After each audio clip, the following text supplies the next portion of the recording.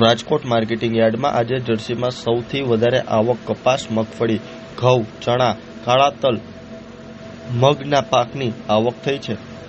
બીજી તરફ શાકભાજી વિભાગમાં સૌથી વધારે આવક ટમેટાની અને બટાટાના પાકની થઈ છે. રાજકોટ માર્કેટિંગ યાર્ડમાં ખેડૂતોને પૂરતા પ્રમાણમાં ભાવ મળતા હોવાથી આસપાસના ગામોના ખેડૂતો પોતાનો પાક લઈને રાજકોટ માર્કેટિંગ યાર્ડ આવતા હોય છે. ત્યારે જાણીએ આજે રાજકોટ માર્કેટિંગ યાર્ડમાં ખેડૂતોને જર્સીના શું ભાવ મળ્યા હતા. રાજકોટ માર્કેટિંગ યાર્ડમાં આજે ટુકડા ઘઉંની આવક 1640 ક્વિન્ટલ થઈ છે અને લોકવન ઘઉંની આવક 220 ક્વિન્ટલ થઈ છે.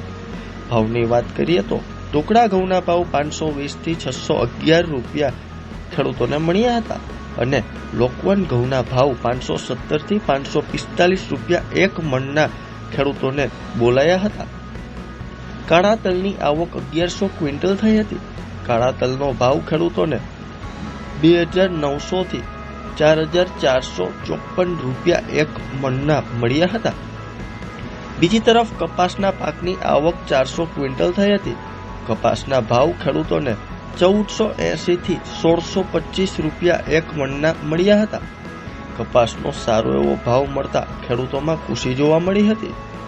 યાર્ડમાં મગના પાકની આવક 620 ક્વિન્ટલ થઈ હતી. મગનો ભાવ ખેડૂતોને 1300 થી 1700 રૂપિયા એક મણના મળ્યા હતા. યાર્ડમાં મગની સાથે સાથે પીળા ચણાની અને સફેદ ચણાના પાકની આવક થઈ હતી.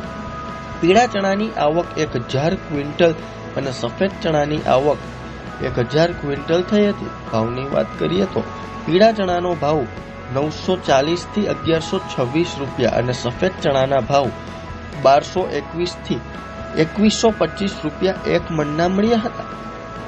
યાર્ડમાં સૂકી ડુંગળીની આવક 2795 ક્વિન્ટલ થઈ હતી. સૂકી ડુંગળીના ભાવ ખેડૂતોને 85 થી 305 રૂપિયા એક મણના મળ્યા હતા. યાર્ડમાં બટાકાની આવક 4200 ક્વિન્ટલ થઈ હતી.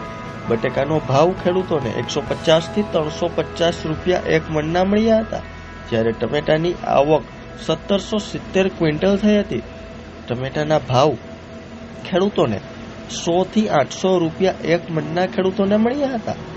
આમ રાજકોટ માર્કેટિંગ યાર્ડમાં ખેડૂતોને પૂરતા પ્રમાણમાં ભાવ મળતા હોવાથી માત્ર રાજકોટના જ નહીં પણ આસપાસના ગામો અને શહેરોમાંથી ખેડૂતો પોતાનો માલ લઈને વેચવા માટે આવે છે.